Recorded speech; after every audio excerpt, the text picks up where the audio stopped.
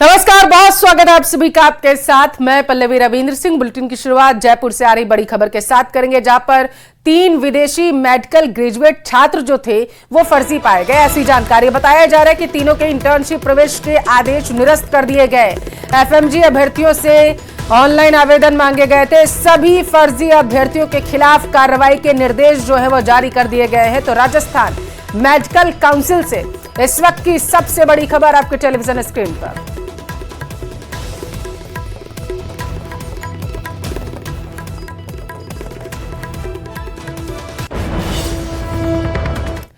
NEET PG सहित 4 परीक्षाएं अब तक कैंसिल या फिर पोस्टपोन हो चुकी हैं। अब तो नीट पीजी को भी रद्द करने की मांग की जा रही है। लेकिन उन छात्रों के दर्द से जब आप रूबरू होंगे तब पता चलेगा कि किसी परीक्षा का कैंसिल या पोस्टपोन करने पर छात्रों पर क्या बीतती है। क्योंकि सैकड़ों किलोमीटर दूर से परीक्षा देने पहुंचते हैं तो किसी ने दसियों से हजारों रुपए परीक्षा पर खर्च किए होते हैं। रिपोर्ट देखिए।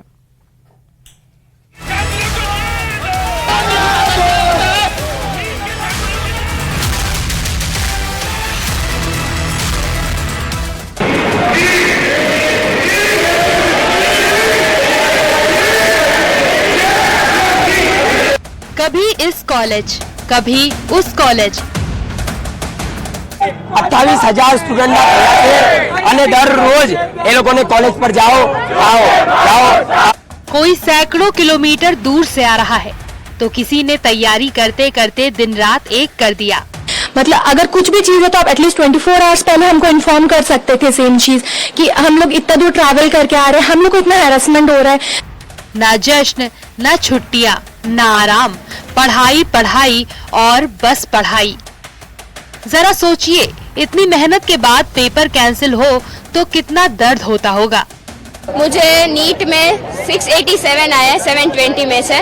बहुत मेहनत से आए हैं और डेडिकेशन से आए हैं। पूरी दिन रात जग कर हमने ये अचीव किया है और ये अचीव करने के लिए हमने हमारे सारे सेलिब्रेशन, बर्थडे सब कुछ हमने दाव पे लगाया था और ये मेहनत करके आए हैं। तो जिन्होंने चीटिंग की है उनको ही दिलवाओ, हम रीनीट नहीं होनी चाहिए फिर से।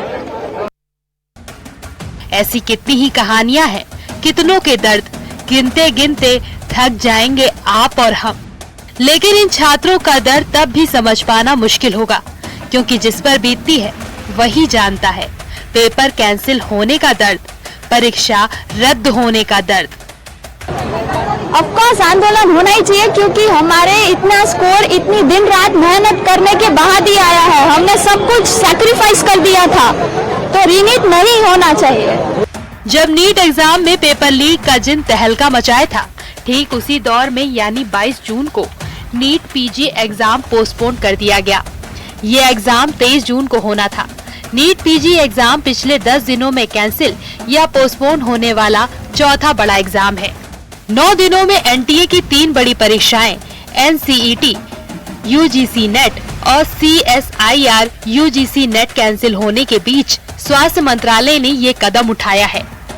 अगर ऐसा ही चलता रहा तो पूरा देश बर्बाद हो जाएगा। भारत के बच्चों के भविष्य का पूरा ये भविष्य खराब हो जाएगा। इसीलिए हम लोग यहाँ पे विरोध करें। क्या चाहते हैं? हम चाहते हैं कि नीट का परीक्षा फिर से हो, रिजल्ट जितने हो कैंसिल हो। यहाँ पे धर्मेंद्र प्रधान को हटाया।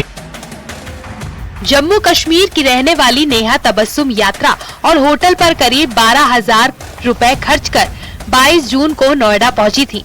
डॉक्टर तबस्सुम का नीट पीजी का एग्जाम था, लेकिन ऐन वक्त पर पेपर कैंसिल। ठीक इसी तरह उड़ीसा के कालाहांडी की एक छात्रा 600 किलोमीटर का सफर तय कर भुवनेश्वर पहुंची थी। घंटों का सफर और सालों की तैयारी, लेकिन पेपर कैंसिल। ये किसी 1-2 छात्रों की कहानी नहीं है, बल्कि कितने ही छात्रों का ये अपना दर्द है। 28,000 स्टूडेंट दर रोज ये लोगों ने कॉलेज पर जाओ।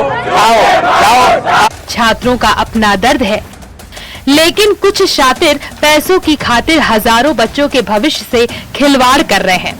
आखिर कब तक पेपर यूं ही लीक होते रहेंगे? कब तक परीक्षाएं कैंसिल होती रहेंगी? कब तक भारत के भविष्य से यूं ही खिलवाड़ होता रहेगा?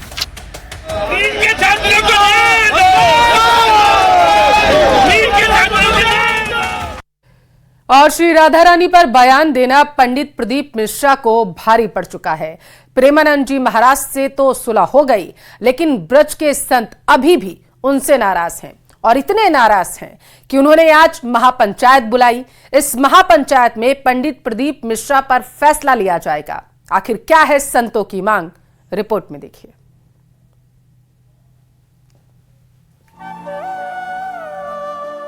राधा रानी पर रण जारी, अब महापंचायत की बारी।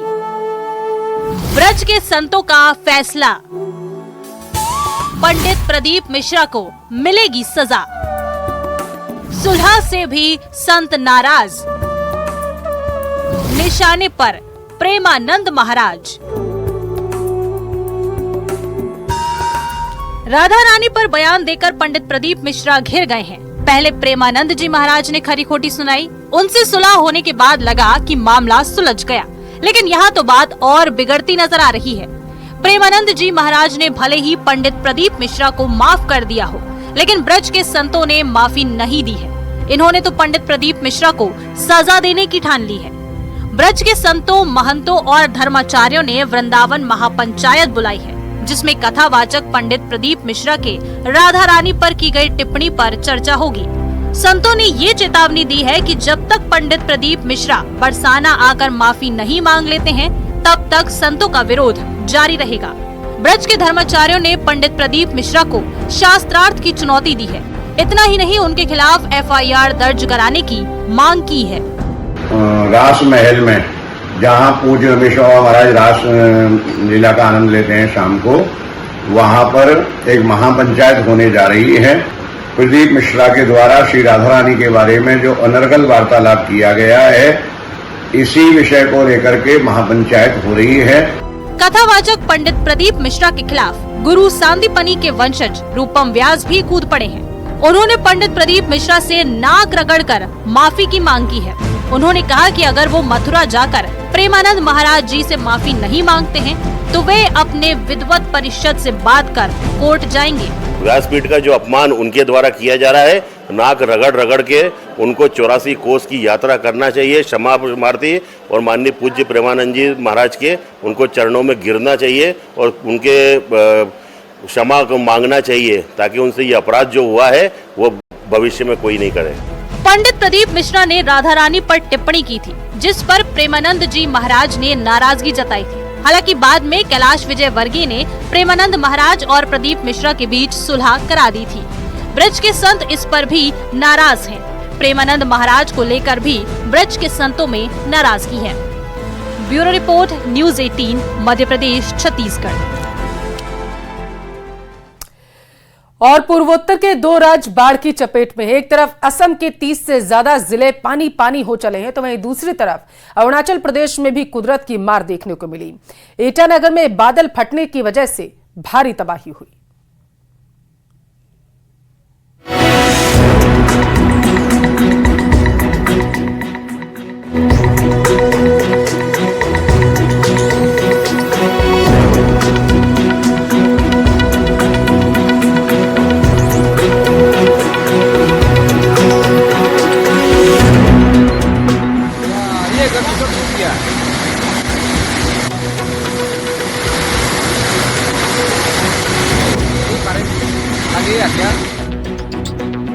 असम में बारिश और बाढ़ लोगों की जिंदगी पर भारी पड़ती जा रही है। लगातार हो रही बारिश से पूर्वोत्तर राज्य पूरी तरह जलमग्न दिखाई दे रहा है। असम की तो ये हर साल की कहानी है। बाढ़ की विभीषिका देखी जा सकती है। हालात ये हैं कि लोग घरों को छोड़ने पर मजबूर हैं, क्योंकि गांव के गांव, खेत खलिहान सब पानी में डूबे हैं।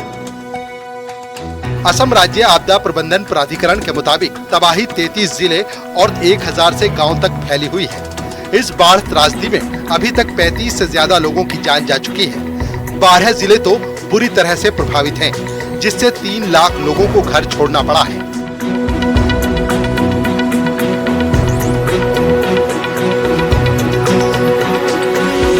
बाढ़ प्रभावित इलाकों में सरकार की लगातार नजर बनी हुई है। असम में 130 से ज्यादा राहत शिविर बनाए गए हैं। करीमगंज में सबसे ज्यादा तबाही हुई है। हर तरफ सिर्फ पानी है। करीमगंज में सबसे ज्यादा 2.5 लाख लोग घर छोड़ने को मजबूर हुए हैं।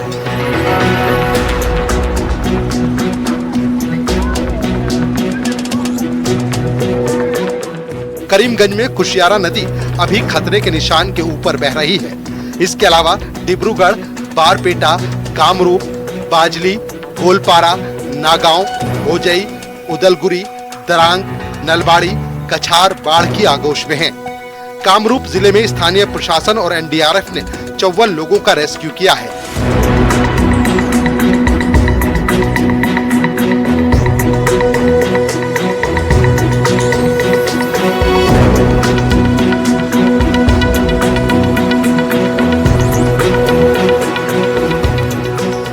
लोगों को बचाने के लिए नाव का भी इस्तेमाल किया जा रहा है।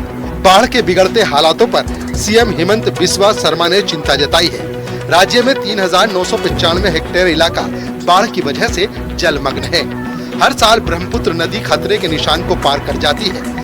अभी वो उतनी विकराल नहीं हुई है, लेकिन उसकी सहायक नदियां खतरे के निशान के ऊपर बह रही हैं। अगर बारिश नहीं रुकी तो हालात ज्यादा खराब हो सकते हैं। केंद्र सरकार लगातार हालात के बारे में जानकारी ले रही है। वहीं पूर्वोत्तर के एक और राज्य अरुणाचल प्रदेश में भी कुदरत की विनाशलीला दिख रही है। राजधानी ईटानगर में बादल फटने की घटना हुई है।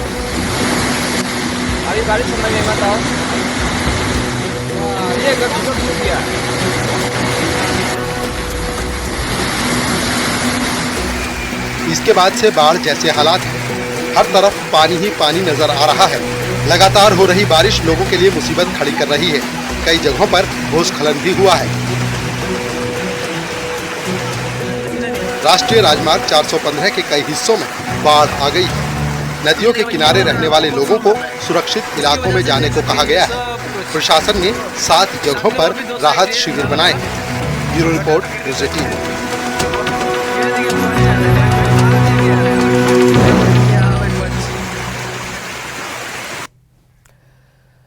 उधर अयोध्या में भगवान रामलला की प्राण प्रतिष्ठा के बाद से ही भक्तों के आने का सिलसिला नए नए रिकॉर्ड बना रहा।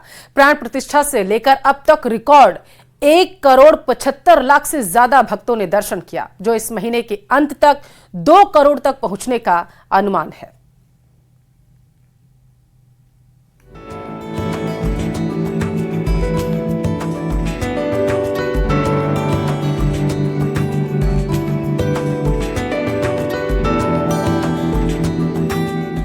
अयोध्या में भगवान श्री राम बीते 22 जनवरी को विराजमान हुए हैं। प्रभु राम के विराजमान होने के बाद से देश और पूरी दुनिया से राम भक्त धर्म नगरी अयोध्या पहुंचकर अपने आराध्य के दर्शन पूजन कर रहे हैं। गर्मी हो, बरसात हो या फिर ठंड हो, राम भक्तों की संख्या लगातार बढ़ती जा रही है। चिलचिलाती धूप और गर्मी में भी ये सिलसिला थोड़ा कम रहा, लेकिन जैसे ही गर्मी थोड़ी कम हुई, वैसे ही अयोध्या में भक्तों का जनसैलाब उमड़ पड़ा। यही वजह है कि जब से प्रभु राम अपने भव्य महल में विराजमान हुए हैं, तब से लेकर अब तक करीब 1,75,00,000 से ज्यादा राम भक्तों ने दर्शन पूजन किया है। और हर दिन की बात करें तो ये आंकड़ा 1 लाख से अधिक का है। जब श्रद्धालु राम मंदिर में दर्शन कर रहे हैं, राम मंदिर ट्रस्ट ने ये अनुमान लगाया है कि इस महीने के अंत तक ये संख्या 2 करोड़ के ऊपर पहुँच जाएगी। कल तक की जो संख्या है, प्राण प्रतिष्ठा के बाद श्रद्धालुओं की संख्या 1,75,00,000 से ऊपर जा चुकी है और औसतन 1 लाख से अधिक लोग दर्शन का लाभ उठाते हैं प्रतिदिन। पूरी उम्मीद है कि इस माह के अंत तक 2 करोड़ श्रद्धालु यहाँ पर आकर दर्शन कर सकेंगे। अयोध्या में राम मंदिर निर्माण की समिति की बैठक में शामिल होने पहुंचे राम मंदिर निर्माण समिति के अध्यक्ष नृपेंद्र मिश्रा ने बताया कि मंदिर का निर्माण तेज गति के साथ चल रहा है। भीषण गर्मी में भी श्रद्धालु दर्शन पूजन कर रहे हैं। उनको किसी प्रकार की कोई समस्या नहीं हो रही है। यही वजह है कि प्राण प्रतिष्ठा से लेकर अब तक 1,75,00,000 से ज्यादा भक्तों ने दर्शन पूजन किया है। ये आस्था ही है अपने आराध्य के लिए। वहीं दर्शन पूजन के साथ ही अयोध्या में राम मंदिर के निर्माण का काम तेजी से जारी है। मंदिर के पहले तल का निर्माण भी जुलाई के अंत तक पूरा करने का लक्ष्य है और इस साल दिसंबर तक मंदिर निर्माण का काम पूरा हो जाएगा। इसके साथ ही अपने आराध्य के दर्शन के आंकड़ों में और इजाफा देखने को मिल सकता है। Bureau report, news 18।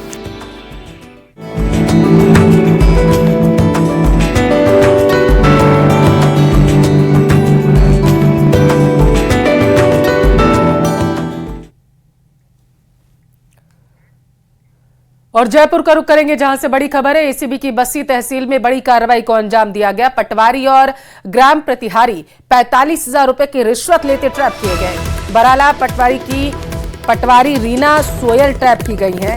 बराला पटवार का ग्राम प्रतिहारी रोडूमल भी ट्रैप किया गया। कृषि भूमि का सीमांकन बताया जा रहा है करवाने के एवज में 45,000 रुपए की रिश्वत मांगी गई थी।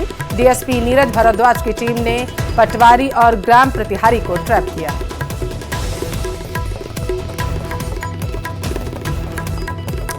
तो एसीबी की बस्सी तहसील में बड़ी कार्रवाई को अंजाम दिया गया है। टीम ने 2 लोगों को गिरफ्तार किया है। जानकारी ये कि 45,000 रुपए की रिश्वत जो है इन्होंने मांगी थी और ये रिश्वत जमीन के सीमांकन के एवज में मांगी गई थी, जिसके बाद शिकायत के आधार पर इस कार्रवाई को अंजाम दिया गया है। जयपुर से इस वक्त की बड़ी खबर आपके टेलीविजन स्क्रीन पर है, जहां पर बराला पटवार का जो वहां पर कार्रवाई की गई। सीमाज्ञान बताया जा रहा है करने के एवज में कृषि भूमि जो थी उसके एवज में ये घूस जो है ये मांगी गई थी। शिकायत मिली और उसके बाद एसीबी की टीम ने कार्रवाई को अंजाम दिया। तो इस वक्त की बड़ी खबर आपके टेलीविजन स्क्रीन पर है। जानकारी ये मिल पा रही है कि पटवारी और ग्राम प्रतिहारी 45,000 की रिश्वत लेते हुए गिरफ्तार किए गए हैं।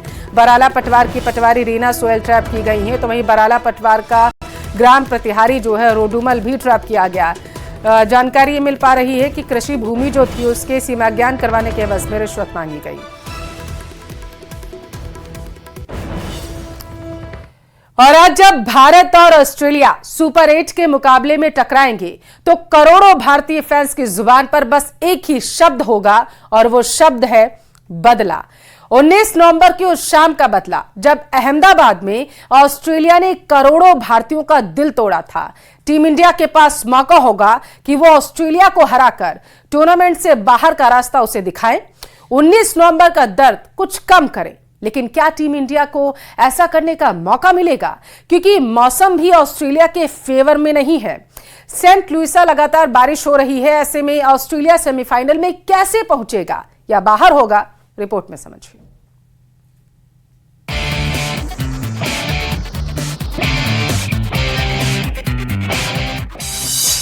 बदले की घड़ी आई, आज सबसे बड़ी लड़ाई। भारत तैयार, कंगारू खबरदार। अब होगा चमत्कार, ऑस्ट्रेलिया बाहर होगा इस बार। 19 नवंबर 2023। आज खबर में इस तारीख का जिक्र सबसे पहले इसीलिए भी क्योंकि ऑस्ट्रेलिया ने 19 नवंबर को दर्द दिया था। उस दर्द के बदले की घड़ी आ चुकी है। आज वो होगा जिसे ऑस्ट्रेलिया हमेशा के लिए याद रखेगा। आज वो होगा जिससे कंगारू बेदम हो जाएंगे। भारत और ऑस्ट्रेलिया जब सेंट लुसिया के मैदान पर T20 विश्व कप के सुपर 8 का आखिरी मुकाबला खेल रहे होंगे तो ऑस्ट्रेलिया को महसूस हो जाएगा कि ये उसके इस विश्व कप का आखिरी मुकाबला होगा, क्योंकि रोहित की सेना ने पूरी तैयारी कर ली है रनों की आंधी लाने की, विकेटों का सैलाब लाने की। ऑस्ट्रेलिया से मैच कितना अहम है ये भारतीय कप्तान रोहित शर्मा अच्छे से जानते हैं। उन्हें पता है कि इस मुकाबले में जीत से उनकी टीम को सेमीफाइनल का टिकट तो मिल ही जाएगा, वहीं हार अगर मगर की स्थिति में उलझा सकती है। इसीलिए आज वो ऐसी नौबत नहीं आने देंगे अगर मगर की स्थिति में भारत रहे। सबसे पहले बात इस अगर मगर की, कैसे भारत सेमीफाइनल में पहुंचेगा और कैसे ऑस्ट्रेलिया बाहर होगा। भारत ऑस्ट्रेलिया मैच के समीकरण क्या कहते हैं ये जान लीजिए। अगर भारत जीतता है तो भारत आज जीत के साथ 6 पॉइंट्स के साथ पहले पायदान पर होगा। ग्रुप ए में नंबर 1 पोजीशन पर भारत रहेगा। ऑस्ट्रेलिया के 2 पॉइंट ही रहेंगे। अफगानिस्तान बांग्लादेश को अगर हरा देता है तो ऑस्ट्रेलिया बाहर ही हो जाएगा। ये तो भारत के जीत के समीकरण है। अब जानते हैं अगर मैच बारिश से धुल गया तो क्या होगा। मैच अगर रद्द होता है तो भारतीय टीम के पास 5 पॉइंट्स हो जाएंगे। भारत टॉप पर रहकर सेमीफाइनल में पहुंच ही जाएगा। ऑस्ट्रेलिया के 3 पॉइंट्स रहेंगे और ऐसे में ऑस्ट्रेलिया का सेमीफाइनल में पहुंचना दूसरी टीमों पर निर्भर करेगा। अफगानिस्तानी टीम बांग्लादेश को अगर हरा दे तो अफगान की जीत के साथ ऑस्ट्रेलिया फिर भी बाहर हो जाएगा। अगर आज का मुकाबला भारत के हाथ से निकल जाता है तब क्या होगा। भारत और ऑस्ट्रेलिया के पास 4-4 पॉइंट्स होंगे। दोनों टीमें अफगानिस्तान और बांग्लादेश के मैच पर निर्भर रहेंगी। अफगान अगर मैच जीतता है तो उसके भी 4 पॉइंट्स हो जाएंगे और बेहतर रन रेट वाली 2 टीमें सेमीफाइनल में पहुंच जाएंगी। मतलब साफ कि आज का मैच सिर्फ मैच नहीं बल्कि जंग है। वो जंग जो आज जीत लिए तो फिर विश्व कप की ट्रॉफी पर कब्जा जमाना आसान होगा। हालांकि उम्मीद बहुत कम है कि भारत हार कर भी सेमीफाइनल की रेस से बाहर होगा, क्योंकि भारत के पास 4 अंक के साथ बेहतरीन रन रेट है। ऐसे में उम्मीद है कि भारत सेमीफाइनल में पहुंचेगा।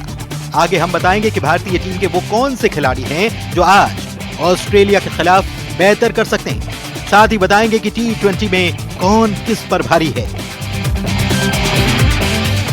Bureau report, news 18।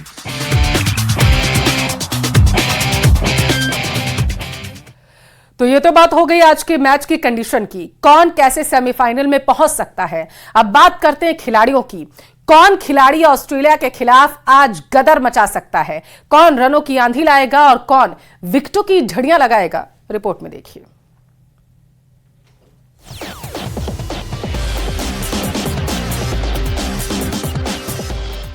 आज जब रोहित की सेना डैरेन सेमी मैदान पर उतरेगी तो इरादा होगा रनों की बारिश का। ऐसा स्कोर खड़ा किया जाए कि ऑस्ट्रेलिया चेस करने में हाफ जाए और अगर टीम इंडिया पहले गेंदबाजी करती है तो फिर बुमराह, अर्शदीप और पांड्या जैसे गेंदबाजों को कमाल करना होगा। इससे पहले भी भारतीय टीम के गेंदबाज विपक्षी बल्लेबाजों पर कहर बनकर बरसे हैं। क्या रहा उनका इस विश्व कप में रिकॉर्ड बताएंगे, लेकिन उससे पहले